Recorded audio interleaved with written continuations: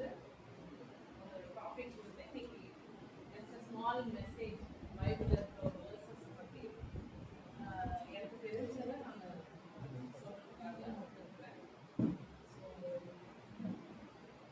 ஷார்ட்டாக ஒரு சின்ன மெசேஜ் நான் ஆக்சுவலாக எனக்கு எடுத்திருக்கிற டாபிக் வந்து கீழ்ப்படிதல். ஸோ இந்த கீழ்ப்படிதல்ன்றது இல்ல சின்ன வயசுல இருந்து சண்டே கிளாஸ் ஸ்டூடெண்ட்ஸ்க்கு கூட நம்ம ஃபர்ஸ்ட் சொல்லி தரது இந்த கீழ்ப்படிதல் இருக்குது. ஸோ இந்த கீழ்ப்படிதலை பத்தி கொஞ்சம் வசனங்கள் வந்து எடுத்து சொல்றதுக்காக நான் வந்திருக்கிறேன். ஸோ கீழ்ப்படிதல்னா என்ன அப்படின்றது பத்தி பார்க்க போறோம். ஸோ பைபிள்ல இருக்கிற வசனங்கள் இருக்கு. அதுல பைபிள்ல இருக்கிற ஒருத்தரை பத்தி நம்மளுக்கு தெரியும். ஆபிரகாம்ல இருந்து நம்மளுடைய முற்பிதாக்கள்னு சொல்லப்பட்டவங்க அவங்க எல்லாரும் வந்து ஆபிரகாம், ஈசாக்கு, மோசே, நம்மளுக்கு தெரிஞ்ச எல்லாரும் வந்து தேவனுடைய வார்த்தைக்கு கீழ்ப்படிஞ்சாங்க. அதனாலதான் இந்த பைபிள் அவங்களை பத்தி இருக்கு. ஏன்னா அவ்வளோ இம்பார்ட்டன்டான ஒரு விஷயம் வந்து தேவனுக்கு கீழ்ப்படிகிறது. ஸோ ஆதியாகமம் 12ஆம் அதிகாரத்துல நம்ம வந்து முதல்ல இருந்து அந்த வசனத்துல இருந்து பார்த்தோம் அப்படின்னா, கர்த்தர் ஆபிரகாம் கிட்ட வந்து பேசுறாரு. நீ உன் தேசத்தையும் உன் இனத்தையும் உன் தகப்பனுடைய வீட்டையும் விட்டு புறப்பட்டு நான் உனக்கு காண்பிக்கும் தேசத்துக்கு போ அப்படின்ட்டு ஆண்டவர் வந்து ஆபிரகாம் கிட்ட வந்து பேசுறாரு. அப்போ ஆபிரகாம் வந்து திருப்பி வந்து ஏதாவது கேட்டாரான்றது நம்மளுக்கு அதுல தோணல. ஏன் நான் போகணும், எதுக்கு போகணும், இது போனா எனக்கு சரியா வருமா அப்படின்ற டவுட்ஸ் வந்து அவருக்கு வந்த மாதிரி இதுல கிடைக்கல. என்னன்னா ஆபிரகாம் வந்து அவருடைய சொல்லுக்கு ஆண்டவருடைய வார்த்தைக்கு கீழ்ப்படைந்தாருன்னு இருக்கு. ஆக்சுவலா அதுக்கு பின்னாடி வசனங்களை பார்த்தோம்னா, நான் உன்னை பெரிய ஜாதியாக்கி உன்னை ஆசீர்வதித்து உன் பேரை பெருமைப்படுத்துவேன், நீ ஆசீர்வாதமா இருப்பார். நிறைய சகல ஆசீர்வாதங்களை கீழே கொடுத்துருக்காங்க. இது என்னன்னா இந்த ஆசீர்வாதங்கள்லாம் எப்போ வரும் அப்படின்னா, தேவன் வந்து போன் சொன்னார்ல, அந்த வார்த்தைக்கு இம்மிடியட்டா நம்ம எப்போ வந்து ஒபே பண்றோமோ அப்பதான் ஆண்டவர் நம்மளுக்காக வைத்திருக்கிற அந்த ஆசீர்வாதங்கள் எல்லாம் நம்மள வந்து சேரும். 26ஆம் அதிகாரத்துல ஆதியாகமம் 26 4ஆம் வசனத்துல பார்க்கலாம். 4:5 பார்க்கலாம். 26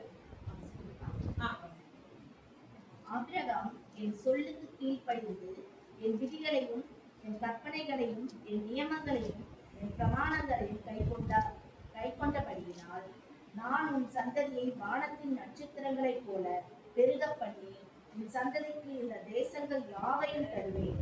உன் சந்ததிக்குள் பூமியில் உள்ள சகல ஜாதிகளும் ஆசீர்வதிக்கப்படும் என்றார். அப்போ வந்து ஆபிரகாமுக்கு வந்து ஆண்டவர் வந்து கூப்பிடும் போதே அவர் குறிச்சு ஆபிரகாமுக்காக God has a plan இல்ல, அதை நிறைவேற்றுறதுக்காக தான் கூப்பிடுறாரு. சோ அதுக்கு செவி கொடுக்கணும்ல. சோ அந்த கீழ்ப்படிதல்ல தான் ஆண்டவர் வந்து ஒவ்வொருத்தர்கிட்டையும், என்னையும் உங்ககிட்ட எல்லார்கிட்டையும் ஆண்டவர் எல்லாரையும் முன்குறித்து இருக்கிறார். எல்லாருக்காகவும் ஆண்டவர் வந்து ஒரு பிளான் வச்சிருக்கிறாரு. அந்த கீழ்ப்படிதலுக்காக தான் நம்ம எல்லாரையும் அழைக்கிறாரு. அவருடைய கட்டளைகளையும் நியாய பிரமாணங்களையும் எல்லாவற்றையும் நம்ம செய்யணும்ல, ஒபே பண்றதுக்காக தான் நம்மளை கூப்பிடுறாரு. அந்த வேர்ட்ஸ்க்கு நம்ம அப்படியே செவி கொடுத்து நம்ம அதை செய்யும் போது அவர் நம்மளுக்காக ஆனால் ஆசீர்வாதத்தை வைத்திருக்கிறார். ஆதியாகமம் 22ஆம் அதிகாரத்துல ஃபர்ஸ்ட் வசனத்துல இருக்கு, தேவன் வந்து ஆபிரகாமை சோதிக்கிறதுக்காக ஒரு சில விஷயங்கள் செய்ய சொல்றாரு. என்னன்னா ஈசாக்கை எடுத்துட்டு போயிட்டு பலின்னு சொல்லிட்டு சொல்றாரு. ஆண்டவர் வந்து சோதிக்கிறாரு. ஆனா அந்த அவருடைய ஒரே பையனை கூட்டிட்டு போயிட்டு பலி செலுத்த சொல்றாரு. போயிட்டு நம்ம அந்த 22ஆம் அதிகாரத்துல பார்த்தோம்னா அந்த வசனங்கள் நம்ம படிக்கலாம், அதுல இருக்கு. சோ 2ஆவது வசனத்துல போட்டிருக்கு, அழைத்து கொண்டு போயிட்டு மோரியா தேசத்துக்கு போயிட்டு அங்கேயே உனக்கு குறிக்கும் மலைகள் ஒன்றுக்கு மேல் அவனை தகன பலியாக போடுறாரு. அங்கேயும் வந்து ஆபிரகாம் வந்து டவுட் பட்டு என்ன செய்ய சொல்றாருன்னு சொல்லிட்டு அவர் வந்து செய்யாம இல்ல, எந்த கொஸ்டின்ஸும் எந்த டவுட்டும் இல்லாம போயிட்டு அதை நிறைவேற்றுறதுக்காக போறாரு. ஆனா ஆண்டவர் வந்து ஈசாக்க பலியில வைக்கல. சோ அதுக்குண்டான காரியங்கள் ஆண்டவர் நம்மள போகவும் சொல்றாரு. அதுக்குண்டான பிற்பாடு நடக்க வேண்டிய காரியத்தை எல்லாத்தையும் ரெடி பண்ணி வச்சிருக்கிறாரு. பட் அவர் என்ன நம்ம கிட்ட எதிர்பார்க்கிறாருன்னா, நம்ம அவரோட வார்த்தைக்கு செவி கொடுக்கணும். அந்த கீழ்ப்படிதல் நம்ம கிட்ட இருக்கா அப்படின்னு ஆண்டவர் எதிர்பார்க்கிறார். இப்போ என்னன்னா ஆபிரகாமுக்கு மட்டும் இல்ல அந்த கீழ்ப்படிதல். எதுக்கு அந்த வேதத்துல இருக்கிற வார்த்தைகள்லாம் எதுக்காகனா, நம்ம வந்து டவுட் நிறைய வரும், சந்தேகங்கள் வரும். எல்லாருக்கும் நம்மளாம் மனுஷங்கள்ல டவுட் வரும். அதே மாதிரி நம்மளுக்கு ஏதாவது எக்ஸாம்பிள்லாம் நம்ம பார்த்தா மட்டும்தான் நம்ம அக்செப்ட் பண்ணுவோம், இல்லைன்னா அவ்வளவு சீக்கிரத்துல அக்செப்ட் பண்ண மாட்டோம். அப்சர்வ் பண்ணுவோம்ல, எல்லாரையும் அப்சர்வ் பண்ணுவோம். இது நடக்குமா, இப்படி பண்ணா என்ன நடக்கும், நிறைய கொஸ்டின்ஸ் வரும் நம்மளுக்கு. எல்லாரும் நம்மளாம் ரொம்ப இன்டெலிஜென்ட்டான ஆளுங்க, எக்ஸ்ட்ராடனரி பர்சன்ஸ் தான் இருக்கும். நிறைய டவுட்ஸ் வரும்ல. ஆனா நம்மளுக்கு அந்த டவுட் கூட கிளியர் பண்றதுக்கு இந்த பைபிள்ல இல்லாதது எதுவுமே இல்லை. நம்ம இன்னும் படிக்க படிக்க படிக்க நிறைய தெரிஞ்சுக்கிறோம், நிறைய கீழ்ப்படிதல் பத்தி இருக்கு. சாமுவேல் பத்தி கூட நம்ம எல்லாருக்கும் தெரியும். 1 சாமுவேல் 15ஆம் அதிகாரம் 22ஆம் வசனம். எனக்கு இந்த வசனம் வந்து ரொம்ப பிடிக்கும். ஏன்னா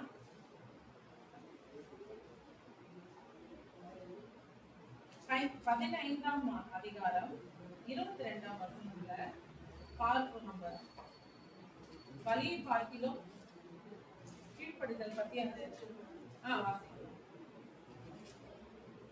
அதற்கு சாமுவேல், கர்த்தருடைய சத்தத்திற்கு கீழ்ப்படுகிறதை பார்க்கிலும் சர்வாங்க தகனங்களும் பலிகளும் கர்த்தருக்கு பிரியமாய் இருக்குமோ? பலியை பார்க்கிலும் கீழ்ப்படிதலும் ஆட்டுக்கடாக்களின் நினைத்து பார்க்கிலும் செவி கொடுத்தலும் உத்தமம்.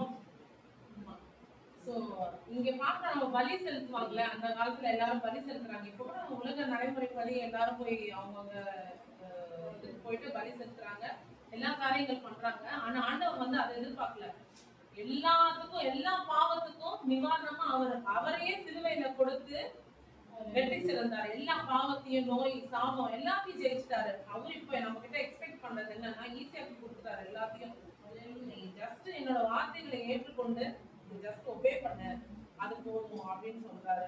சோ பைபிள்ல வந்து கொடுக்கப்பட்டிருக்கிற ஒவ்வொரு உத்தமமான மனுஷன் எல்லாருமே ஆண்டவருக்கு வந்து கீழ்ப்படிந்ததுனாலதான் ஆண்டவர் அவங்களுக்காக வைத்திருந்த ஆசீர்வாதத்தை சுதந்திரிக்க முடியுது. இப்ப என்ன நான் வந்து சொல்ல நினைக்கிறேன்னா, நம்ம ஆண்டவருக்கு மட்டும்தான் நம்ம கீழ்ப்படிக்கணுமா? ஏன்னா நம்ம உலகத்துல தானே இப்ப வாழ்றோம் அப்படின்னு பார்த்தா, எல்லாத்துக்குமே ஆண்டவர் நம்மளுக்கு வந்து பைபிள் எல்லாத்தையும் சொல்லி கொடுத்துருக்காரு. சின்ன பசங்க மாத்திரம் இல்ல, பெரியவங்க, மனைவிகள் சொந்த புருஷருக்கு வந்து கீழ்ப்படியணும்னு இருக்கு. பிள்ளைகளுக்கு ஆண்டவர் போதிக்கிறாரு. எபேசியர் 6ஆம் அதிகாரத்துல 1ஆம் வசனத்துல சொல்லப்பட்டிருக்கு, பிள்ளைகளே நீங்கள் உங்கள் பெற்றாருக்கு கர்த்தருக்குள் கீழ்ப்படியுங்கள், இது நியாயம் என்று வசனம் சொல்லப்பட்டிருக்கு. பிள்ளைகள் வந்து என்ன பண்ணணுமா? பெற்றாருக்கு கர்த்தருக்குள் கீழ்ப்படியணும். சும்மா கீழ்ப்படிங்கன்னு சொல்ல, கர்த்தருக்குள். அதுலயுமே ஆண்டவர் வந்து என்ன சொல்றாரு, கர்த்தருக்கு எது உகந்தது அதை நம்ம வந்து கீழ்ப்படினோம். எல்லாவற்றையும் ஆண்டவர் வந்து சொல்லி கொடுத்திருக்கிறாரு. பிள்ளைக்கு நாம எப்படி பெற்றார் வந்து எப்படி நடத்தணும், அவனை சிறு வயது தொடங்கி எல்லாமே சொல்லி தரணும்னு இருக்கு. நம்மளுக்கும் ஆண்டவர் வச்சிருக்கிறார், போதனைகள் வச்சிருக்கிறார். அதபடி பிள்ளைகளை நடத்தணும். பிள்ளைகள் வந்து ஆண்டவருக்கு கீழ்ப்படியணும், பெற்றாருக்கும் கீழ்ப்படியணும்.